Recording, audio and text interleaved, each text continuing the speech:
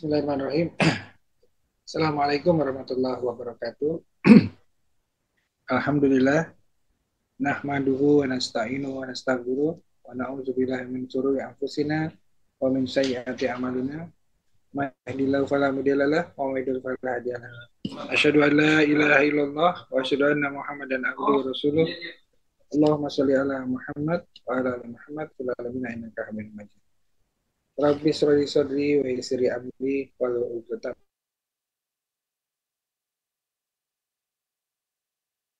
Alhamdulillah, bersyukur kehadirat Allah pada malam hari ini kita diberikan kesehatan, kita diberikan kesempatan, dan kita diberikan taufik dan hidayah sehingga bisa menghadiri majelis ilmu ini, majelis zikir, atau pekanan Jumat malam yang diselenggarakan oleh Dompet Duafa Hong Kong dan juga IMA, bekerja sama dengan IMA, Indonesian Muslim Association in Hong Kong, yang kita istiqomahkan setiap pekan sekali kita berzumpa melalui online dan uh, kadang-kadang uh, sebulan sekali kita offline, hybrid ya, offline dan online.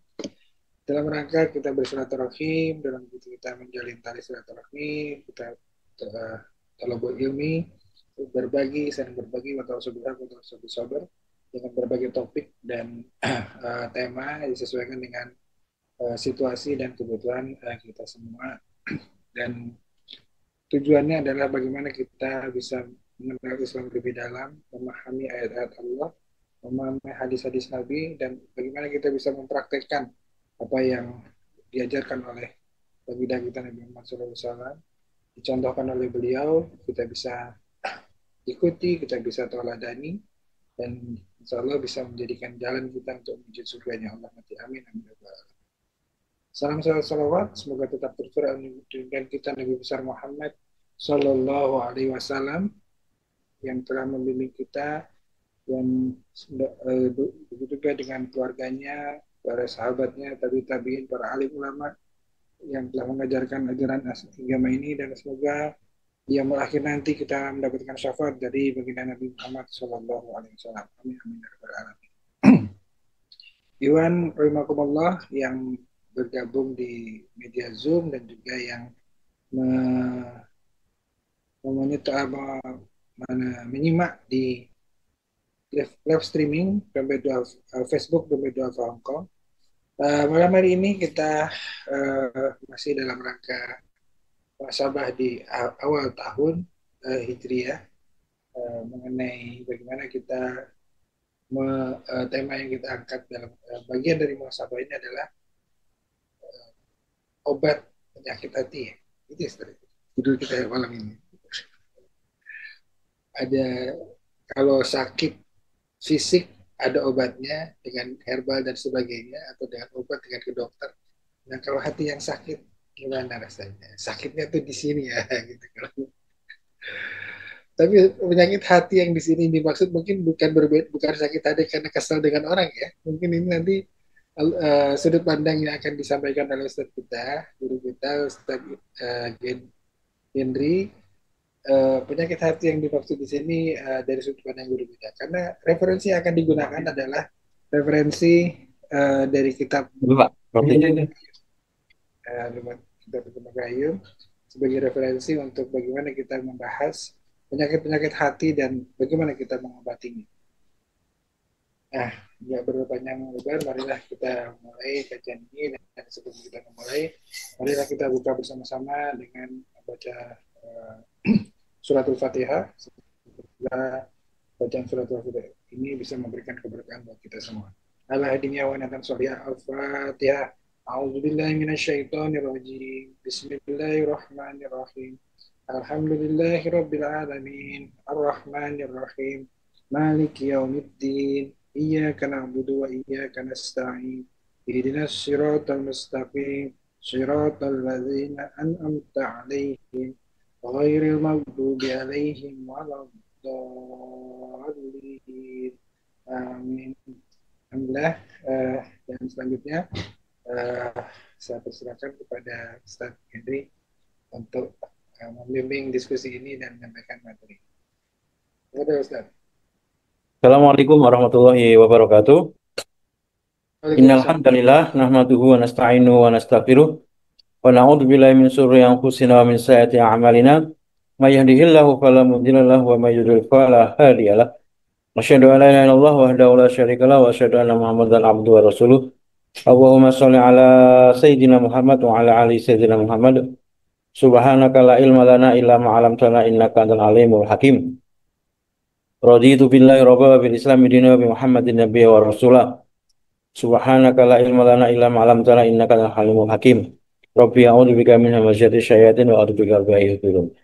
Alhamdulillah, Bapak semua yang dirahmati Allah Subhanahu wa taala yang hari ini diizinkan oleh Allah untuk bisa bergabung di majelis kajian Himah Dompet Wafa malam hari ini. Semoga siapapun yang Allah hadirkan di malam hari ini Allah senantiasa limpahkan keberkahan dalam hidupnya. Allah mudahkan segala urus-urusannya, Allah angkat derajatnya di dunia ataupun di akhirat, dan Allah mudahkan setiap langkah-langkahnya di dalam jalan kebenaran dan dalam ketaatan kepada Allah Subhanahu wa taala. Amin ya rabbal alamin. Baik, alhamdulillah setelah pekan lalu kita membahas tentang makanan, maka kita akan hari ini mengupas tentang penyakit. Karena memang makanan itu biasa menjadi sebab adanya penyakit. Orang kalau berlebihan di dalam makan itu akan menjadikan penyakit. Nah, di dalam bukunya Ibnu Qayyim tentang penyakit ini banyak dikupas mengenai yang pertama adalah definisi ad-dawa dan asyifa. Kita dalam terminologi Islam ada dua kalimat nih yang kalau kita berbicara tentang sakit atau obat itu biasanya akan membahas tentang dua kata ini, asyifa sama ad-dawa. Apa bedanya? Kalau asyifa itu penyembuh, kalau adawa itu artinya obat. Lalu apa bedanya obat dan penyembuh itu? Nah, kalau asyifa itu ada dalam Al-Quran. Ada empat kata yang dijelaskan oleh Allah Subhanahu Wa Taala yang mengupas tentang kata asyifa. Tiga kata asyifa itu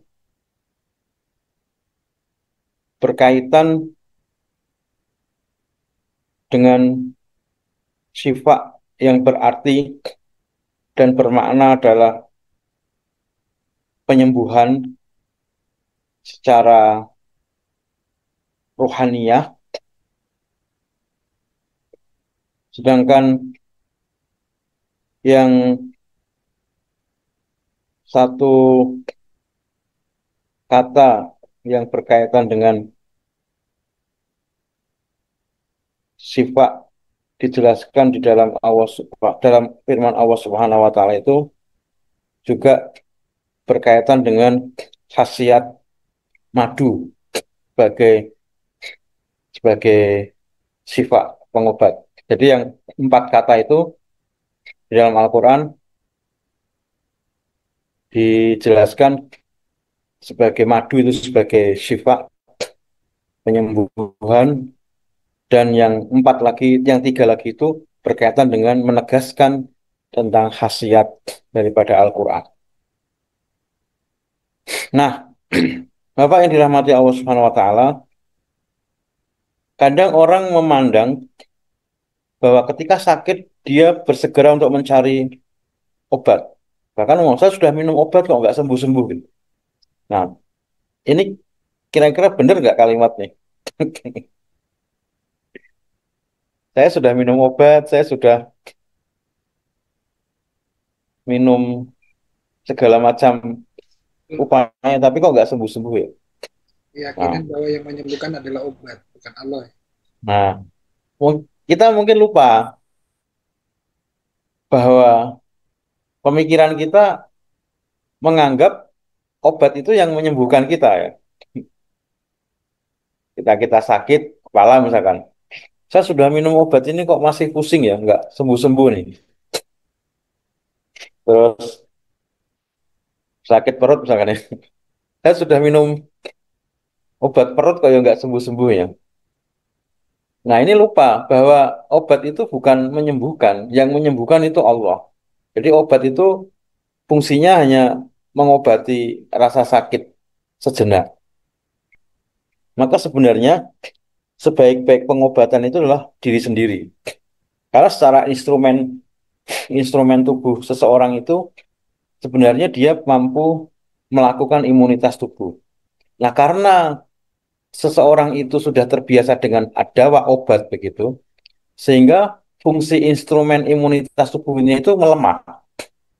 Misalkan nih, dia kalau pusing sudah terbiasa minum paracetamol misalnya, atau panas, dia langsung ketika dia baru panas langsung minum paracetamol.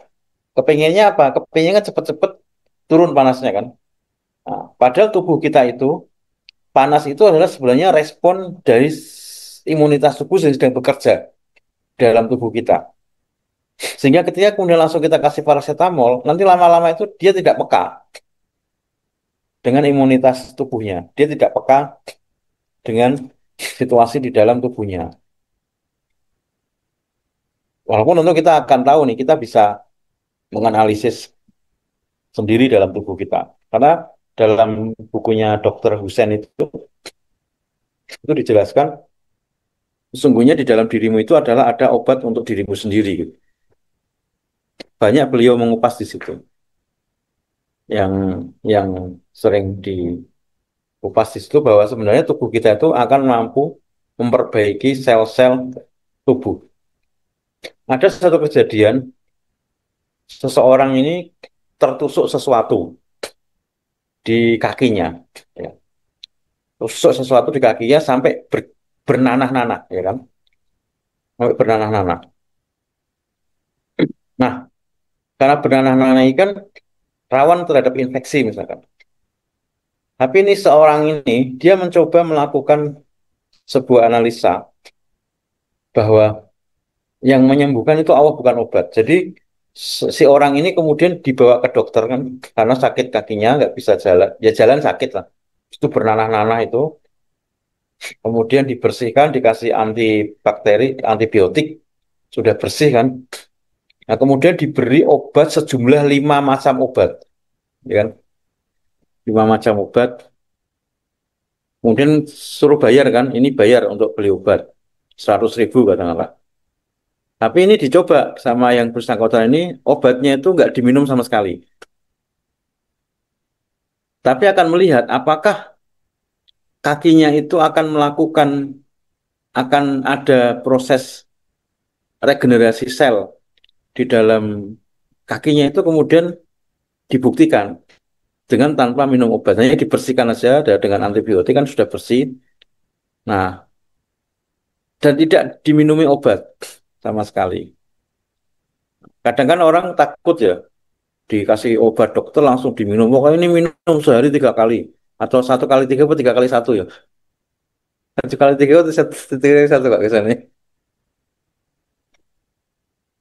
Nah, 3 kali 1 atau 1 kali 3. Wah, ini kalau nggak bisa matematika repot nih. 1 kali 3 itu berarti satu obat 3 kali makan. Kalau 3 kali 1, sekali makan 3 obat. Nah ini dikasih 5 obat toh, 3 kali masing-masing 3 kali 1. Jadi sehari itu makan 5 obat kok. Ya 5 kali 3 apa nggak ngeri badan kita dikasih obat itu. Karena dikasih 5 macam obat yang harus diminum masing-masing sekali setelah makan. Jadi tubuh kita itu selama proses itu tuh berarti otomatis minum 5 obat itu. Terus orang itu berkata, dok ini kalau nggak diminum obatnya gimana? Ya harus diminum gini-gini. Tapi dia baca akhirnya udah nggak usah diminum obat, nggak usah diminum. Nah, kemudian kita buktikan apakah sel-sel tubuh yang rusak tadi itu bisa memperbaiki imunitas tubuh. Ternyata dibuktikan, alhamdulillah itu bisa terbukti 5 obat itu tanpa diminum sama sekali, sel-sel kaki yang tadinya itu rusak itu bisa memperbaiki secara otomatis atas izin Allah. Saya kemudian nanya nih, lah ini sama perawat misalkan yang kalau kejadian seperti ini gimana gitu. Kemudian dia menjawab, bisa sebenarnya tubuh itu secara otomatis sekali oleh Allah itu sudah didesain bahwa dia itu akan bisa menyembuhkan atau memproses, memperbaiki sel-sel yang rusak di dalam dirinya secara otomatis. Nah, kadang-kadang justru yang merusak daya imunitas tubuh seseorang itu adalah dirinya sendiri. Kenapa? Karena tergantung dengan obat kimia. Nah, itu katanya begitu. Nah, kita nggak kemana-mana dulu, kita ngupas di buku ini dulu, di buku tentang Asyifa atau Ad-Dawa ini dalam Al-Quran ini. Dan Al-Quran itu juga disebut sebagai nama nama lain daripada Al-Quran itu disebut sebagai Asyifa. Di samping disebut sebagai Al-Huda, Al-Furqan, Al-Kitab, maka disebut sebagai Asyifa. Nah, sehingga Asyifa itu fungsinya melebihi daripada Ad-Dawa. Nah, maka obat itu kan tadi kemarin sudah sempat saya singgung ya, bahwa obatmu itu ada di sekitarmu. Jadi obat kita itu ada di sekitar lingkungan kita sendiri sebenarnya. Seperti kalau kucing itu, ketika dia makan sesuatu yang beracun, kalau lingkungannya itu masih alami, dia pasti akan keluar makan tanaman yang anti racun. Dan dia tahu tanaman yang bisa mengobati dirinya ketika kemudian keracunan. Dan demikian alam itu kemudian diproses oleh awas demikian itu ketika ada binatang yang sakit, apa itu ada sekitar kita. Jadi harus dibiasakan. Misalkan kita, jadi ada wak kita itu ada di sekitar kita. Misalkan kita sakit, biasanya kan sakit kena pisau ya. Maka daunnya itu ada di sekitar kita. Ya, daunnya itu ada, tinggal ditempelkan, tanamannya ada. Maka di rumah harus ditanamin ini. Nah, kemudian orang itu perutnya sakit itu tinggal di alam itu sudah ada. Hanya kadang kita emang belum mengetahui ilmunya. Bahkan saya pernah nih mata saya itu sakit. Itu sama guru ngaji saya itu nggak tahu dibawain pohon tanaman apa gitu. Saya lupa namanya tanaman itu. Kemudian tanaman itu tuh ditumbuk waktu saya di Bogor ya, di puncak itu ditumbuk. Nah, setelah ditumbuk saya suruh tidur. Suruh tidur itu kemudian tumbukannya itu ditaruh di mata. Masya Allah, pedesnya itu kayak luar biasa. Tapi di habis itu di mata itu terus enak. Itu dari daun namanya daun apa saya lupa itu. Ya, tumbuhannya itu pokoknya daun. Dia cuma ngambil di alam terus mata saya ditaruh di situ. Wah, tapi memang pedesnya luar biasa. Artinya memang ada di sekitar kita sebenarnya. Nah, Allah Subhanahu wa taala berfirman, "Wa nunazzilu minal Qur'ani ma huwa syifa wa la yazidu dhalimina illa khasara." Dalam Al-Qur'an ayat surat Al-Isra itu 82. Dan kami turunkan Al-Qur'an itu sebagai syifa dan rahmat bagi orang yang beriman. Dan Al-Quran itu tidaklah menambah kepada orang-orang zalim itu selain kerugian. Nah, ini di dalam surat Al-Isra, Asy-Syifa, bahwa Al-Quran itu sebagai menjadi syifa penyembuh bagi orang-orang yang beriman.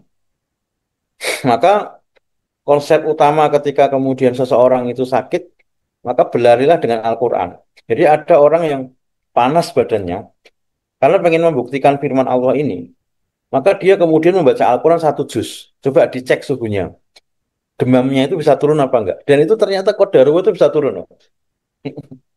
Jadi dicek ketika sebelum baca Al-Quran di tensi sekian misalkan.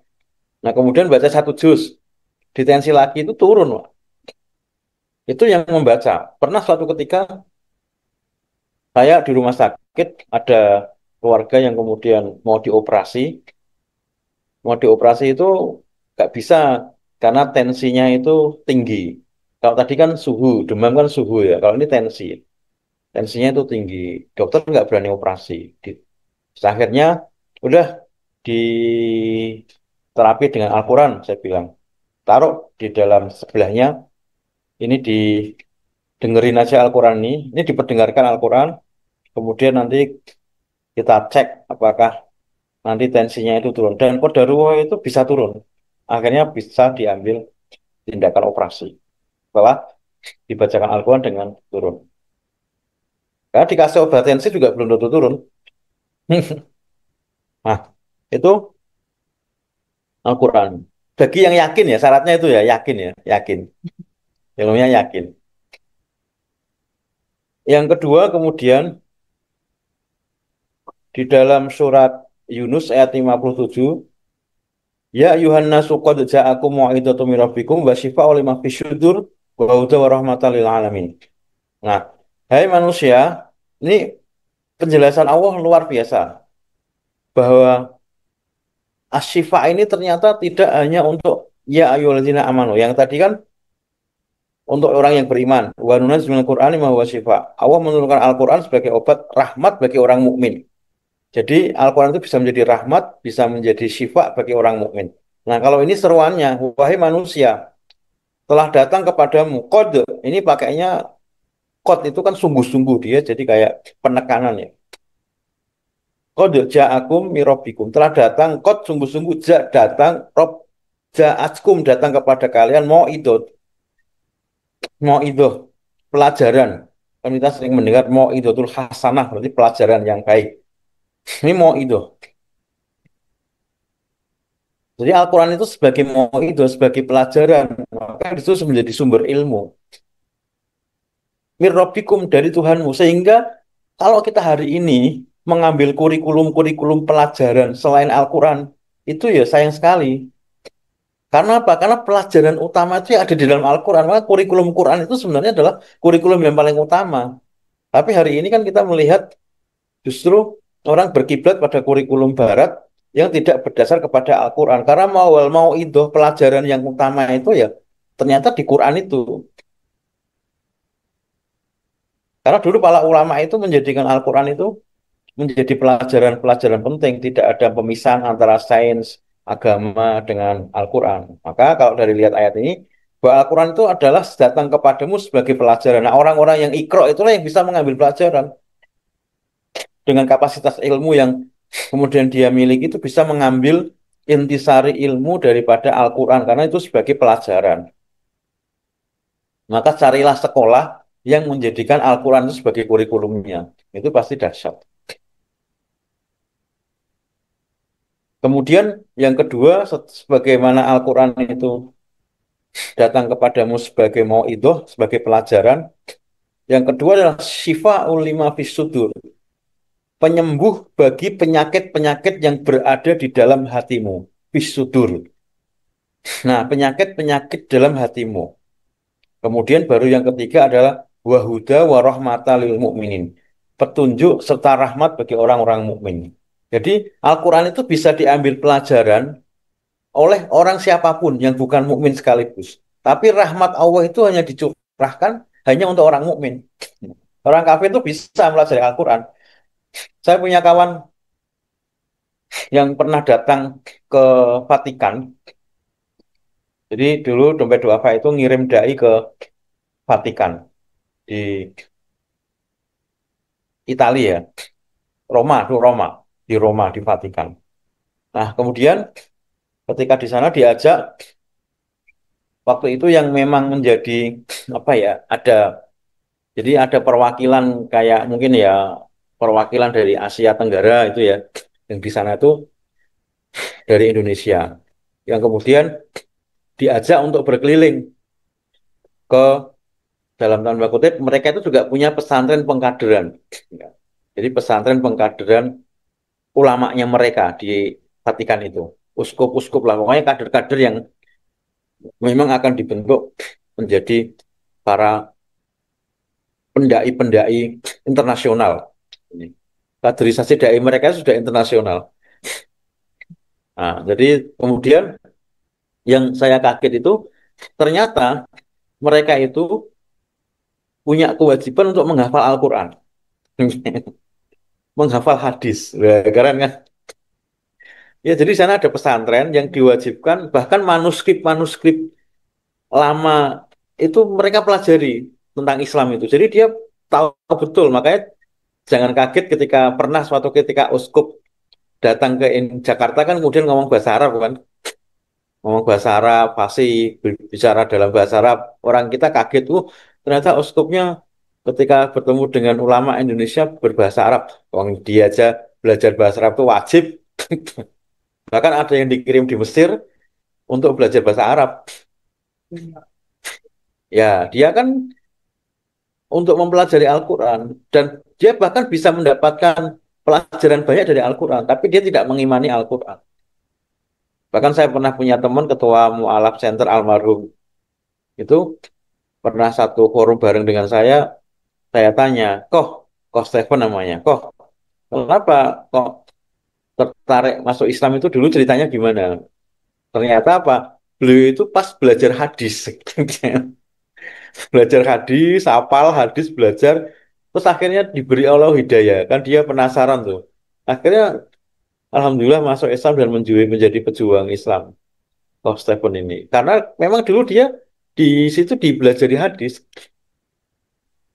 Tapi dia menjadi apa? Menjadikan itu hanya sebagai pelajaran biasa. Tidak masuk dalam keimanan. Ya hafal, ya tahu gitu. Sehingga ini Al-Quran itu ya ayuhan sebagai manusia dia bisa mengambil mengambil intisari pelajaran bagi manusia. Tapi karena dia tidak beriman ya tidak bisa menjadi rahmat dan petunjuk karena rahmat petunjuk itu orang yang beriman. Nah, ayat ini kemudian dijelaskan wasifa ulima fisudur menjadi obat bagi dalam dadamu di dadamu. Nanti kita coba lihat. Nah, nah yang kemudian satu lagi ada satu ayat di surat Al-Fusilat itu Kul huwa lilladzina amanu hudaw wa shifa. Nah, Al-Quran ini adalah petunjuk dan benar bagi orang-orang beriman. Sehingga dia menjadi asyifa, menjadi obat, petunjuk dan obat bagi orang-orang mukmin. Tapi orang-orang yang tidak beriman itu telinga mereka ada sambatannya dan mereka berada di dalam kegelapan. Ini orang-orang yang tidak beriman ketika menyikapi Al-Quran. Bapak yang dirahmati Allah Subhanahu wa taala, inilah di dalam hadis juga ada alaikum bisyifa ini al-aslu wal Quran. Nah, ini juga dalam hadis riwayat Hakim Jelahi, hendaklah kalian menggunakan syifa'ain. Syifa'ain itu artinya adalah dua kesembuhan, yaitu madu dan Al-Quran. Nah, ini kadang maaf, kita itu sudah dikasih oleh Allah janji bahwa madu itu adalah dawa dan asyifa. Itu kalau sakit coba nyari madu gak gitu? Atau Pak Adi sukanya madu yang asli atau madu yang murni? Kalau pulang dari Hongkong kok bawa madu asli, pasti dimarahi oleh istri itu. Ya, ya. Jadi nggak boleh bawa madu asli ya. Yang betul adalah madu murni. Kalau madu asli itu karena banyak wanita itu nggak mau dimadu, Pak. Tapi suka diajak bulan madu. Nah, maka madu sama sama Al-Quran. Sehingga di dalam rumah keluarga Muslim itu mestinya dia harus sedia madu, Pak. Kalau kita lihat ayat ini ya, kita lihat ayat di dalam Al-Quran yang menyatakan bahwa madu itu adalah di satu ayat kan dijelaskan bahwa madu itu sebagai obat. Sehingga apa? Berarti di dalam rumah keluarga Muslim itu standarnya harus ada madu. Satu itu. Kemudian ada habatus sauda kan adalah obat segala penyakit kecuali kematian. Ya berarti harus ada habatus sauda ini. Maka saya di rumah itu nyetok habatus sauda, kemudian madu, kemudian zaitun, minyak zaitun. Itu harus ada. Artinya ini penanganan pertama yang sesuai dengan kata Allah Subhanahu wa taala kan. Kalau obat kimia itu kalau menjadi pilihan pertama lah ini justru nggak pas karena kan nggak ada ayatnya, nggak ada janji Allah di sana. Maka madu ini disiapkan. Nah, dalam Al-Isra ayat 82 tadi dijelaskan bahwa kata min dari ayat wa nunazzilu minal Qur'ani ma huwa syifa itu bermakna bahwa artinya adalah al-bayan, menegaskan bahwa seluruh seluruh Al-Quran itu adalah syifa, tidak hanya sebagian saja. Bahkan juga ditegaskan lagi, Al-Quran itu adalah obat bagi penyakit hati, dan ini adalah yang paling mujarab khasiatnya. Nah, kemudian bagaimana sikap kita? Riset, pernah saya baca satu kajian itu, ternyata manusia itu 80% sakitnya itu diakibatkan karena kejiwaan. Jadi kecenderungan tidak bisa memanajemen hatinya itu, yang akhirnya dia terkena fisiknya.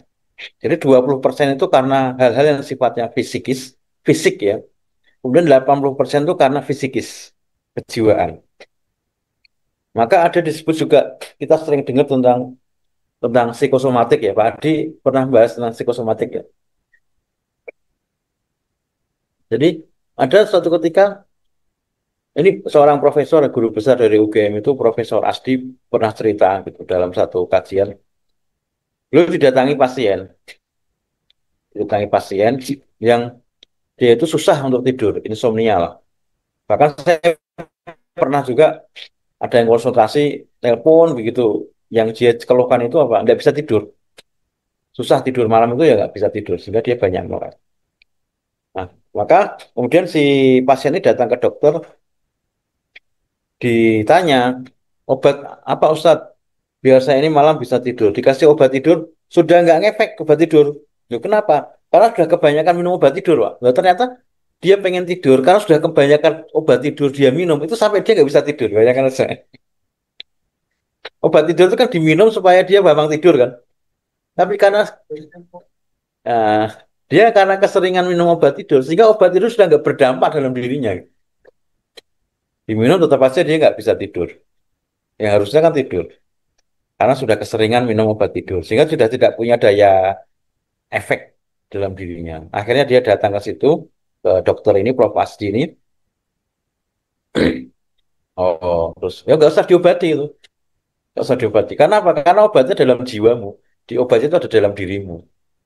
Lalu ditanya sama Profesor Asdi ini. Sekarang coba diingat-ingat.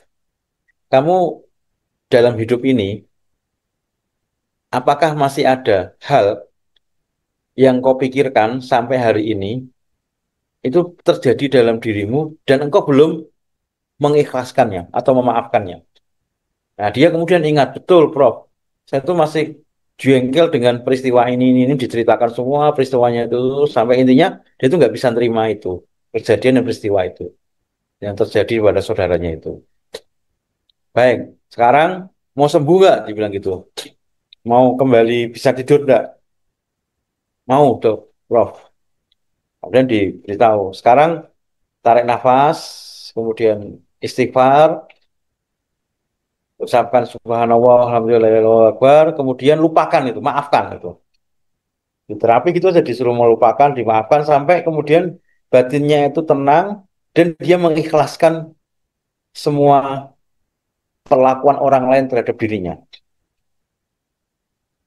Kemudian sudah diikhlaskan, tenang. Kemudian pulang langsung bisa tidur loh, tanya aja. Untung masih bangun. Kalau itu gak bangun-bangun kan repot. Akhirnya masih gampang dan begitu mudahnya gitu. Untuk kemudian tidur, tidak perlu diobati. Cukup dia memaafkan kesalahan orang lain atas dirinya, dia langsung bisa tidur. Nah, banyak suatu ketika ada saya ditelepon eh, teman masuk rumah sakit jiwa. Rumah sakit jiwa. Saya bilang ini kenapa masuk rumah sakit jiwa? Ini dulu aktivis Rohis, ketua Rohis, masa masuk SRSJ gitu. Nah, kenapa? Ternyata depresi dia karena tidak dibolehkan nikah sama orang tuanya. Ya akhirnya dia keluar, udah diproses, dinikahkan ya sembuh. Dan saya pernah juga atasi teman saya itu kayak orang stres, katanya di dalam pikirannya ada bayang-bayang orang ngajak dialog. Kenapa? Begitu. Tak telusuri, saya telusuri ternyata apa? Dia ditolak sama cewek. Itulah cewek diajak nikah nggak mau nikahin. Akhirnya dia depresi, stres. Sehingga kadang orang, orang ini kesurupan, kejinan, dia itu depresi, penyakit jiwanya, nggak bisa nerima kenyataan. Ya udah, akhirnya sudah kamu ikhlas, sabar, dan alhamdulillah nggak pernah lagi. Kok kamu setelah dia menikah sudah punya anak dua sekarang? Kalau tak tanya, kamu dulu kok bisa kayak gitu ya? Ya emang stres. Makanya betul kata orang Roma Irama itu, stres, obatnya iman dan takwa. Nah, gitu kata Roma Irama itu. Nah, kembali ke buku ini. Jadi suatu ketika disebutkan di dalam Sahih Bukhari dan Muslim, di sini diriwayatkan oleh Abi Said, sekelompok sahabat Nabi itu melakukan perjalanan dan sampai ke suatu kampung yang dihuni oleh bangsa Arab. Kemudian para sahabat menawarkan diri untuk singgah dan menginap di kampung tersebut. Tapi penduduk kampung itu kemudian tidak mau menjamu dan tidak mau memperlakukan sebagai tamu. Tapi tiba-tiba ada pimpinan kampung itu disengat oleh binatang buas. Sehingga para penduduk itu berusaha menyembuhkan dengan berbagai macam cara. Tapi mereka tidak berhasil.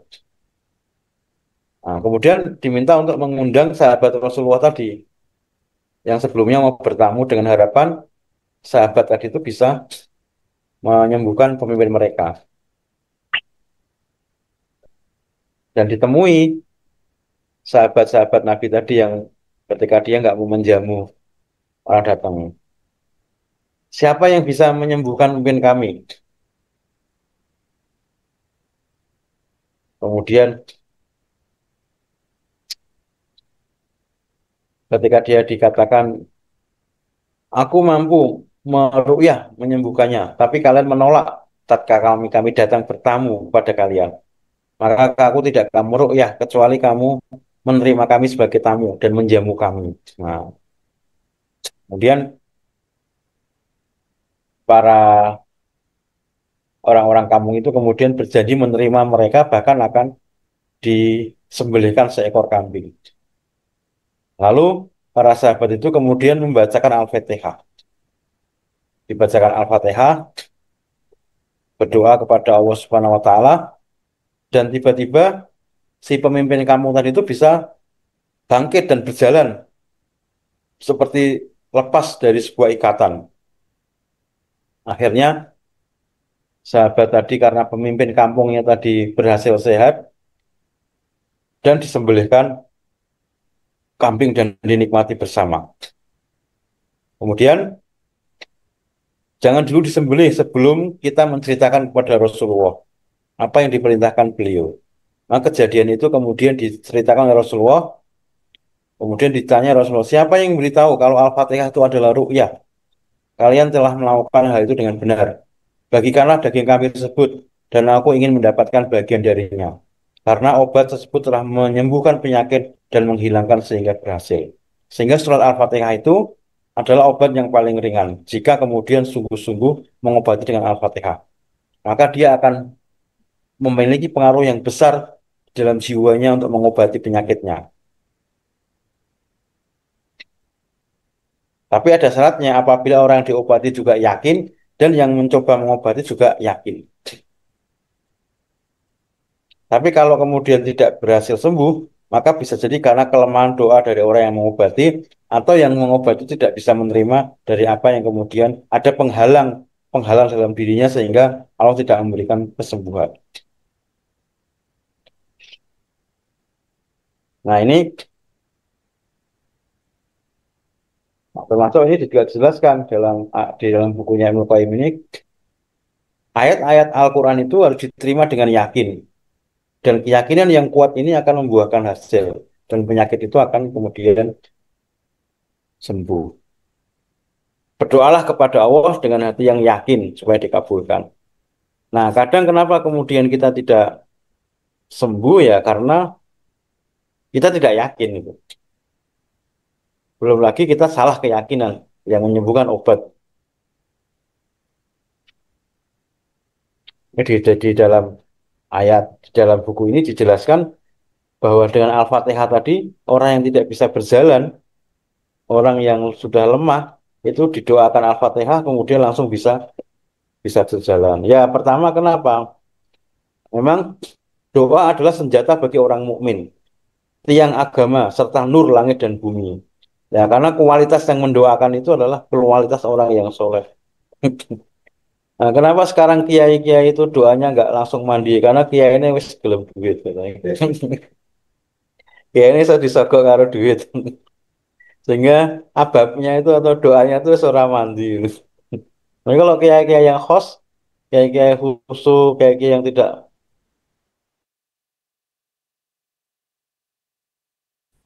ubud dunia itu doanya, karena salah satu doa yang yang diijabah oleh Allah kata di dalam surat tafsir Ar-Razi itu dijelaskan salah satunya adalah orang yang berilmu, orang alim. Orang alim ini doanya itu mustajab. Jadi doa ini kan ada tempat yang mustajabah, ada waktu yang mustajabah. Yang ketiga adalah ada orang yang mendoa gitu. Nah, maka dulu orang-orang itu kalau sakit dulu itu nggak maksudnya gini loh. Dulu itu ya orang pada sakit gitu. Tapi hari ini itu rumah sakit semakin banyak, dokter semakin banyak. Yang sakit juga malah tambah banyak gitu. Dulu tuh nggak banyak dokter, nggak banyak. Ini juga nggak banyak-banyak umat orang yang sakit-sakit seperti sekarang. Ya maksudnya kan dulu nggak ada penyakit-penyakit yang aneh-aneh seperti hari ini ya. Cuci darah macam-macam dulu tuh nggak ada. Cuci darah itu nggak ada. Zaman dulu bahkan dulu orang itu tua kuat-kuat fisiknya ya karena memang asupan makannya itu bagus, kemudian doanya juga khusyuk.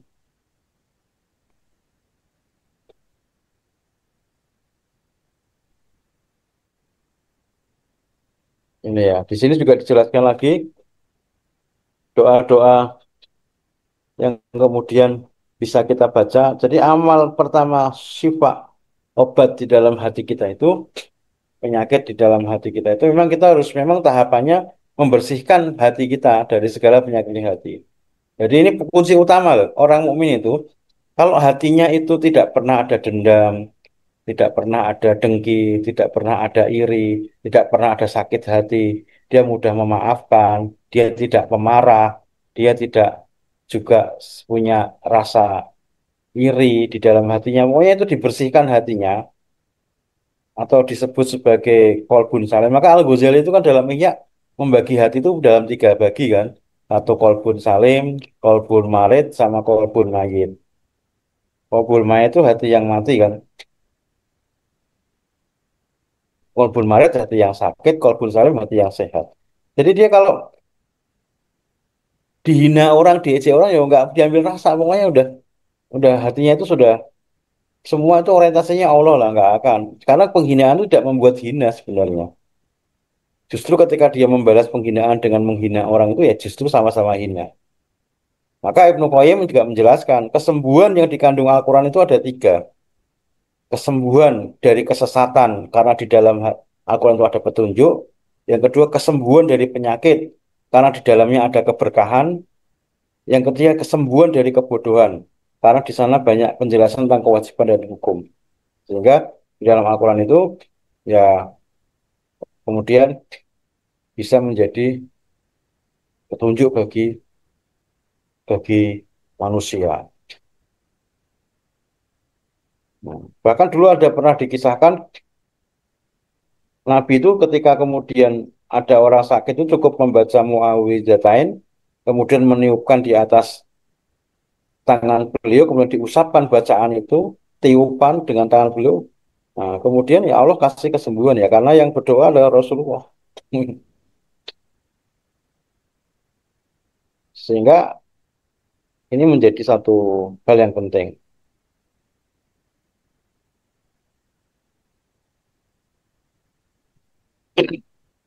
Ada satu penjelasan juga Ibnu Qayyim bahwa Allah tidak menurunkan dari langit obat yang paling banyak khasiatnya, yang paling manjur, yang paling dahsyat, yang paling mujarab untuk menyembuhkan penyakit, yaitu kecuali melalui Al-Quran.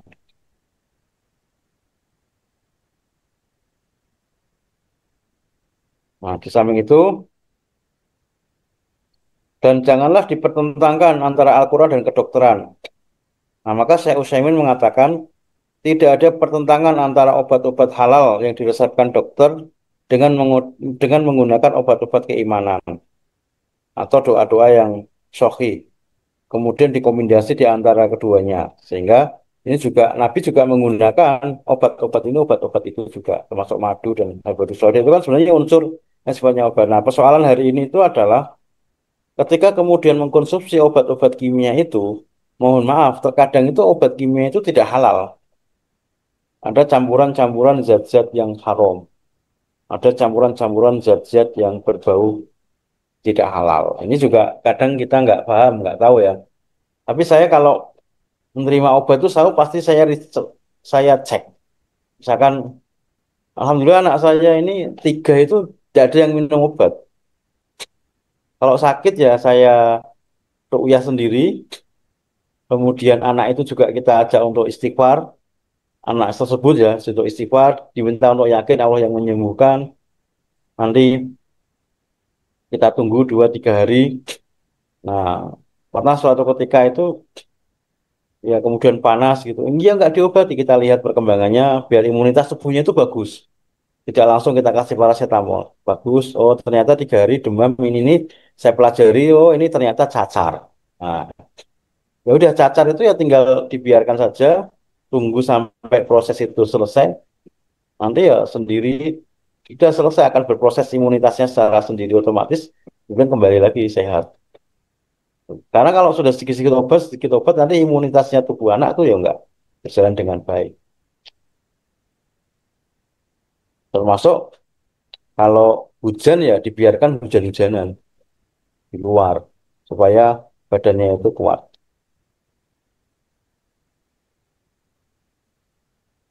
Nah, ini beberapa hal. Nah, di dalam proses yang paling penting dari obat daripada penyakit-penyakit hati itu yang pertama adalah kita membebaskan dulu daripada penyakit-penyakit hati dalam diri kita itu. Insya Allah kalau kita bisa mengelola hati, itu imunitas kita itu akan tumbuh dengan bagus. Tapi kalau kemudian kita suka marah, jengkel, emosi, maka akan tertarik tuh sel-sel saraf kita itu sehingga kemudian kita itu akan gampang sekali terkena penyakit-penyakit fisik. Ini kadang tidak disadari.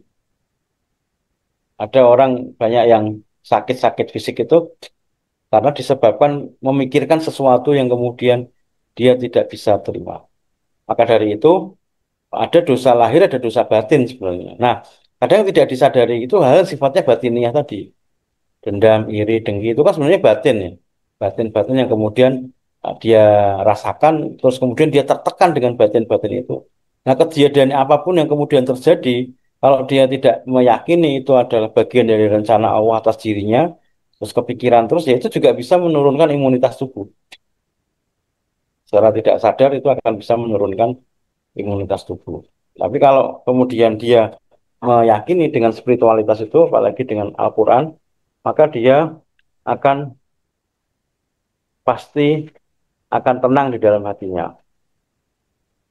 Inilah hal yang berkaitan dengan dakwah. Masih panjang di buku ini kajiannya, ini baru awalan aja tentang keyakinan terhadap doa dan tadi bagaimana Al-Fatihah, Al-Quran itu sebagai penyembuh. Monggo yang lain mau menambahkan diskusi juga boleh. 11:30.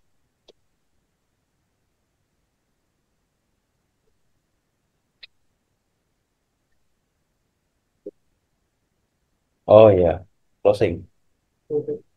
What?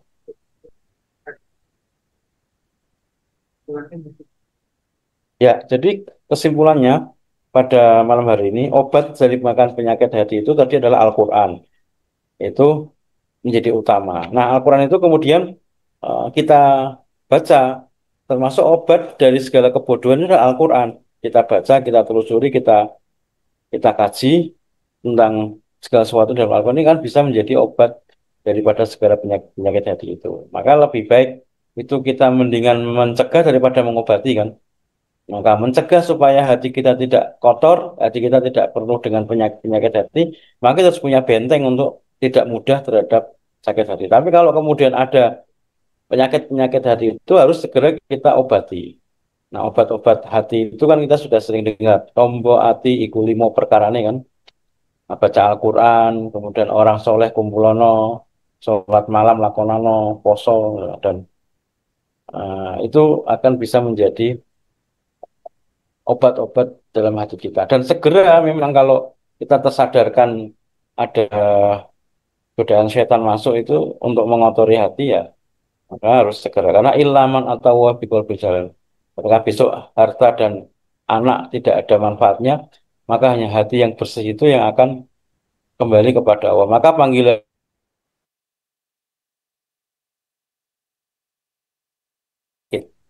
yang dia sudah rileks dengan apapun skenario dan kehendak Allah atas dirinya, dia kembalikan kepada Allah. Apapun innalillahi wa inna ilaihi raji'un, kemudian la haula wala quwata illa billah, dia tawakal kepada Allah Subhanahu wa taala. Tentunya dengan meluruskan niat, mensempurnakan ikhtiar, dia juga berserah diri kepada Allah dengan sepenuhnya. Maka orang-orang yang tawakal ini ya orang-orang yang hatinya itu senantiasa berbaik sangka kepada Allah, dia jaga dari segala macam penyakit-penyakit hati. Nah, obatnya kalau dia sudah mulai merasa ada hal-hal yang di dalam dirinya, maka dia segera harus sadar diri, evaluasi diri, kemudian mencari terapi terapi hati. Ada satu buku juga karangannya Ibnu Qayyim itu namanya Terapi Al-Quran. Terapi hati dengan Al-Quran. Bukunya agak tebal segini. Terapi dengan Al-Quran. Jadi itu banyak membahas tentang bagaimana keyakinan-keyakinan kita bahwa Al-Quran itu bisa menjadi obat spiritual dan juga obat fisik. Soalnya kalau luka-luka tertentu itu memang harus ditangani oleh yang ahli dokter. Nah, karena dokter itu juga dikasih ilmu dari Allah Subhanahu wa taala. Tapi lagi-lagi kita nggak boleh bergantung terhadap obat ataupun kepada dokter. Demikian, Assalamualaikum warahmatullahi wabarakatuh.